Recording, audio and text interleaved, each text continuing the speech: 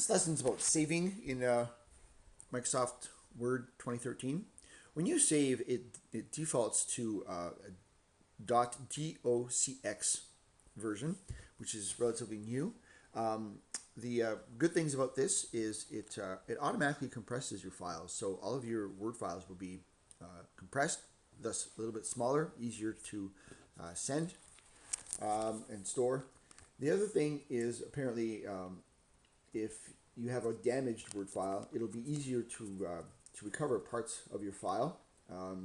Part of the reason for this is that this version can be opened in things like Notepad. And apparently it's got greater security because you cannot embed any kind of a macro inside this document. If you want to save it as a macro, you have to save it as a macro-enabled document or a macro-enabled template. We talked about that in a previous lesson. Other things that you can save as, you don't have to save it as a .docx, but that is the default. I can show you here what you can save as. So we're going to go to Save As here, and I'll just save it here. And here are your options. And so Word document would be the default. Now, so these are all of your choices. If you're if you know that the people opening this are going to have an outdated old version of Word, then you might want to just bring it down back here to like 97 2003.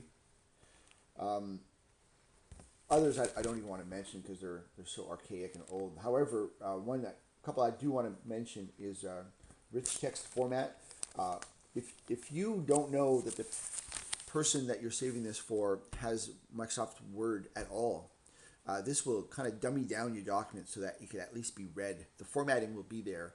Pictures and that kind of stuff may not be there, but at least they'll be able to see it, see the basic parts of it, so they can open it in like a Notepad or a WordPad or something like that. Even dummied down even more would be plain text, so there would be no formatting at all, but they'd be able to read the words. So you can save them as that. More relevant, more popular is the ability to save it as a PDF. Now, for lack of a better word, PDF is like saving a screenshot of your document. It's almost like saving it as a picture, so they're able to see it exactly as it would appear on your screen. XPS is also it's very similar to PDF. It can be displayed in Microsoft Reader or an XPS Reader. PDF can be displayed in like Adobe or Microsoft PDF Reader. I know that print shops prefer that you send your documents as a PDF. For the longest time, a PDF could not be altered, right? And a lot of people saved things as PDFs because they didn't want people messing with their original document. However, programs now like Microsoft Word can actually convert a PDF into Microsoft Word. So that is possible. It's not always perfect, but it's pretty good. XPS, if you save as an XPS, that cannot be altered, right? So that there's no program that I know of or that can take an XPS and then convert it into a word processor. So a couple of things to know there. So saving them as PDF or XPS, it's almost like saving an electronic version that you would email or that you would put on a website. It's easily viewable and it looks exactly like it would have in Word. When you save them as a PDF or an XPS, you can customize certain things. You can customize the size. So if I go here, so now I have all these options. I can say which pages do I want. I can ask whether or not I want non-printing things to be apparent, whether I want the properties to be sent. I can select the compliance. I'm not really sure what that means, but it's in the book, so I thought I'd mention it. So those are some of the things that you can do. Now, you can save it straight as a PDF or an XPS, or you can save it as a regular Word document and then export it as one of these. So you'd have two versions. You'd have the Word version and you'd have this version, which is probably a better idea. So here, I just want to show you where you would go for that. So instead of save as, you would go to export, right? And that would create a different copy of this. So export as a PDF and XPS, and you'll see I end up with pretty much the same menu I had before. So I go to options here. And one thing I didn't mention is you can go standard size or or compress it. You can compress this size so that it takes up less space and it's easier to email or to put on a website, etc. All right, so that would be your choices there. So here you can export a different version of the file, an XPS or a PDF. Another, just a little bit more information on saving this as a Word file. There are different versions of Word, obviously, right? You can go back in time, and if you don't know what version the people that are going to be viewing your document are using, a couple things that you need to know. Number one, if you're saving this as a new 2013 version, if somebody's got 2003 at home, some of the things that you have in your document may not work on theirs, right? So two things they can do, or you can ask them to go ahead and download it's a free download from Microsoft, and it's called a compatibility pack.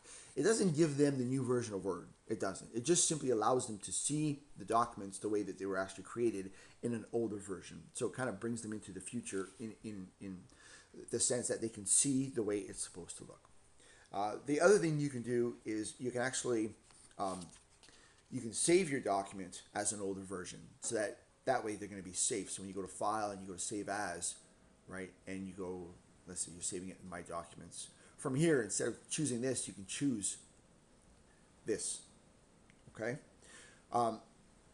The other option I guess you would have is to run something called a Compatibility Checker, and that will tell you what parts of your document are not going to look good in older versions. So from File here, I would go to Info, and I can check for issues. So I would click on this, and then I would say check compatibility. And right here, it's asking which versions of Word you want to check.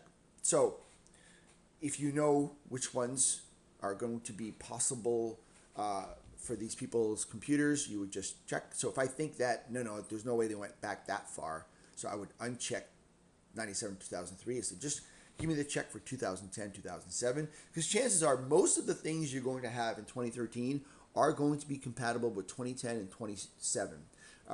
Most of the changes, the big changes, occurred between 2003 and 2007. That's just from my own personal experience. So those are things that you can do to ensure that whatever it is you've created can be viewed by other people. So that's saving, types of ways to save, compatibility checker, all those things. Just want to add a note to saving. When you're saving, of course, you have many options as to where you're going to save, and you should always be aware as to where it is you're saving, right? So when you hit Save As, typically you'll be on your computer and you'll find the folder and drives where it is you want to save your document. But new, of course, or somewhat new in this day and age, is the ability to store things remotely or in the cloud, right? So here you can save to your OneDrive, or you can add a place. There's the ability to save to a SharePoint site that may not be associated with your own Office 365. In which case you can go to add a place here, and then you would let your computer know which site, and you log in, and you'd be able to do that. I'm not going to do that, but you can also store to your OneDrive. And here I've linked my OneDrive, my personal OneDrive cloud computing storage space to this account, and I would be able to simply open this folder and then save this file in that, and that would allow me to open this file remotely from any computer that was connected to the internet. So those are two really handy things that you need to know about saving